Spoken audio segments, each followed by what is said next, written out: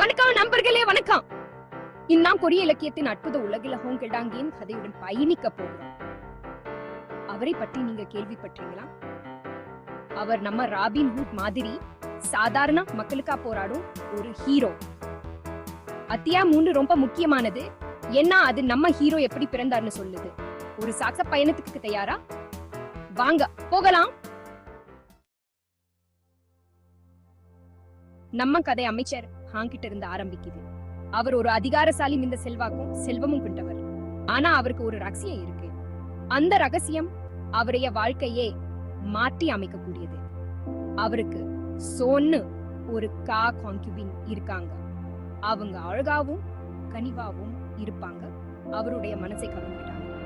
ஆனா அவங்க அவரைய மனைவி கிடையாது. இது அவருடைய குடும்பத்துல பெரிய பிரச்சனைய உருவாக்குது. அமைச்சர் ஹாங்கு சோ மேல ரொம்ப அஃபெக்ஷன் இருக்கு. அவர் அவங்க மேல் மிகுந்த அன்பும் பரிவும் காட்டுறாங்க.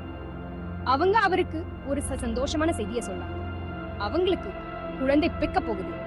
அமைச்சர் ஹாங் கவலைப்பட ஆரம்பிக்கிறார். அவர் இதை எப்படி சமாளிக்க போறார் என்று யோசிக்கிறார். அவருக்கு அவரைய மனைவி மூலமா ஏற்கனவே பசங்க இருக்காங்க. இதனா அவர் மனதில் குழப்பம் ஏற்படுது.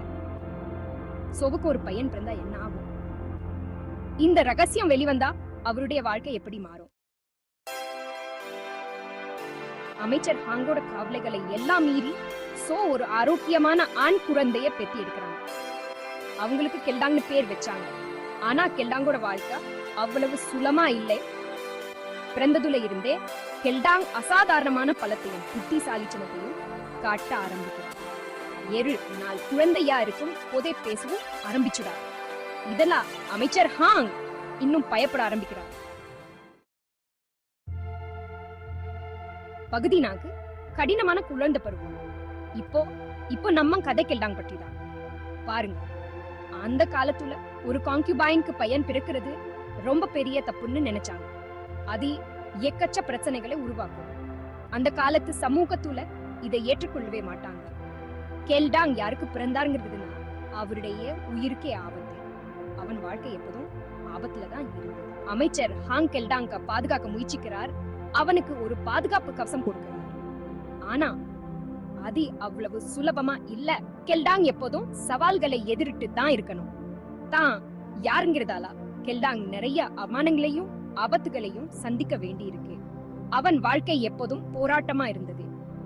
ஆனா இதெல்லாம் அவரை இன்னும் பலமாக்கி நீதிக்காக போராட தூண்டுது. அவன் தன்னுடைய குறிக்கோளை அடை எப்போதும் முயற்சிக்கிறான். பகுதி 5 சாகசத்தின் வாக்குறுதி. இந்த அத்தியாயம் நம்மை ஒரு புதிய உலகத்துக்கு அழைத்து செல்லும். அத்தியாயம் 3 கெல்டாங்கோட வாழ்க்கை ரொம்ப கஷ்டமா இருக்க போதுன்னு தெரியுது. அவங்க வாழ்க்கை எவ்வளவு சவால்களோட நிறைந்திருக்குன்னு நமக்கு புரியுது. ஆனா அவர் ஒரு ஹீரோவா மாறப் போறாருங்கிறதையும் நமக்கு காட்டுது. இந்த மாற்றம் அவரோட மனசாட்சியும் தன்னம்பிக்கையும் வெளிப்படுத்துது. அவர் புத்திசாலி, பலசாலி, துணிச்சலகாரர். இதெல்லாம் ஒரு குழந்தையா இருக்கும் போதே இந்த பண்புகள் அவரோட வாழ்க்கையை மாத்தியமைக்க போகுது. கெல்டாங் தன்னோட அசாதாரணமான திறமைகளை வச்சு என்ன செய்ய போறார்? அவன் தேர்வுகள் அவனோட எதிர்காலத்தை எப்படி பாதிக்க போகுது?